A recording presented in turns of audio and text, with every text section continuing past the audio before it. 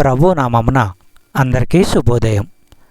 ఈరోజు దేవుని వాగ్దానం ఏమనగా కీర్తనలు 139వ అధ్యాయము 13వ వచనము. నా అంతరింద్రియములను నీవే కలుగజేసేటివి, నా తల్లి గర్భమందు నన్ను నిర్మించిన వాడవు నీవే. సహోదరులరా, కేవలం ప్రకృతి సహజ ఫలితంగాను తాను ఉనికిలోకి వచ్చానని దావీదు భావించలేదు. దానంతటిలో దేవుని హస్తము ఉందంటున్నాడు. ఇర్మియా గ్రంథము 1వ అధ్యాయము 5వ వచనము మనము పరిశీలించినట్లయితే, గర్భంలో నేను నిన్ను రూపింపక మునిపే నిన్నెరిగి తిని, నీవు గర్భము నుండి బయలుపడక మునిపే నేను నిన్ను ప్రతిష్ఠించి తిని, జనములకు ప్రవక్తగా నిన్ను నియమించి తిని చెప్పబడిన వాగ్దానము దేవుడు దీవించి ఆశీర్వదించును గాక. ఆమేన్.